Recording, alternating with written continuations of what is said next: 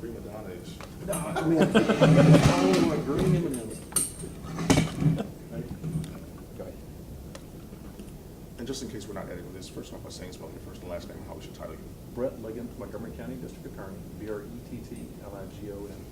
Bottom line is for us, what happened here today? Well, what this was a culmination of investigations that have lasted approximately a year, year and a half on the federal and state side. There were allegations concerning the construction of two of the largest projects that Montgomery County Commissioners Court have gone through, the Joe Corley facility and the mental health facility, about $80 million. And there became concerns that the financing, construction, the development of those facilities was possibly in breach of federal or state law. And after the federal investigation as well as state investigation, at the outcome, there were no criminal charges. With that said, this grand jury decided to pen a letter to the Commissioners Court upon reviewing what they did, indicating their outrage at business practices as well as challenging the court to adopt ethics reform. Harris County Commissioners Court was challenged by Judge Robert Eccles several years ago for them to adopt the same type of ethics reform that would stop them from constantly bumping up against the criminal law and instead would give them some type of internal guidelines that would tell them what the best practices were, what the best business practices are, that would perhaps limit them from getting in business with private vendors.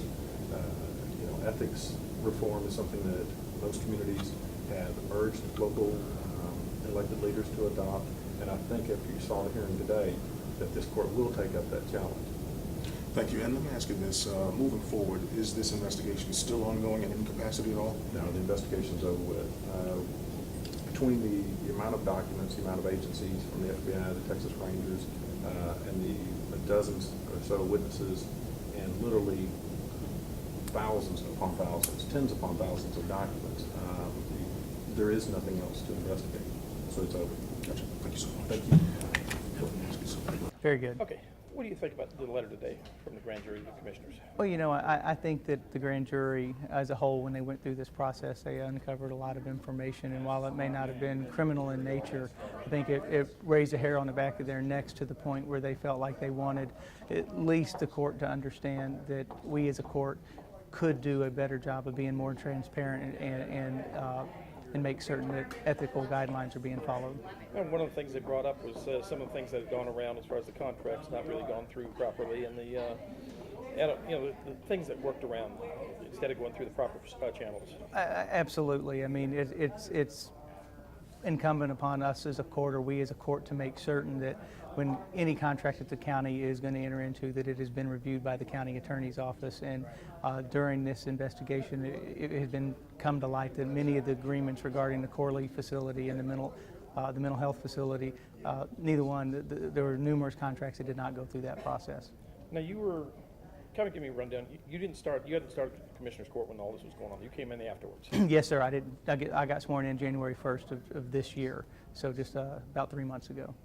Kind of brand new, so kind of hit you too, like what's going on? Absolutely. I mean, I heard a lot about this during the campaign. There was some information that there was a federal grant or a federal investigation going on, and as our district attorney Brett Ligon mentioned, it got kind of passed over to his office, and so there's a lot of information out there, or a lot of rumblings, but not a lot of solid information. What about, now you've got one of probably the larger, or at least most densely populated precincts here in Montgomery County. Tell me some of the things that you've got going over there. I mean, you've got cameras, you've got traffic, and give me a little rundown of all. Well, one of the first things that one of the most important things that we're doing in South County is going through the process of making certain that we understand where all of our traffic issues are, where are the hot spots, where are we having congestion-related issues, where do we have roads that need to be expanded, where can we put in left turn lanes or right turn lanes, what can we do to get traffic moving. So we're working closely with HGAC and everybody in South County, including our partner or our neighbors in Harris County, Precinct 4, the Harris County Judge's Office, City of Conroe, Oak Ridge North, Shenandoah. We're all working with HGAC to put together a true mobility plan or a transportation plan for South County that'll include short, long, and mid-term planning for our community. In addition to that, we're looking at how we can better how we can better utilize the North Star system that we have today to keep traffic moving better.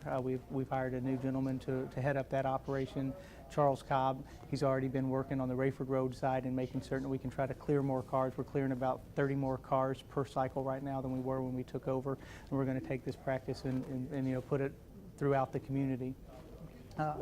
What about Grand Parkway coming through? How is that going to affect your traffic and mobilities up here? Grand Parkway, that's something that we're studying right now, is just what type of impact is it going to have on our community. We're working very closely with ZOPD, Zachary Yoder, Brenton Parkway Builders. They've been in our office a couple of times. As you probably know, they have primacy of that project, but we're certainly making certain that we are on top of what they're doing and what their plans are. Right now, they're about 30% through with the project drawings, and the majority of that has to do with both of the connectors at 45 and 59. The middle part is where they're really concentrating their time now, and that's why they've been in our office, so we can have some conversations on what we'd like to see. Where will they have entrances and exits? I mean, over to your side, is it Rayford area, or do they know yet? It's not fully defined yet. There's some preliminary drawings, but I'm hoping to get it. Right now, they plan on bypassing Spring Trails. That entire community of 1,500 homes would not have easy ingress and egress to their community, so we're trying to get that addressed right now.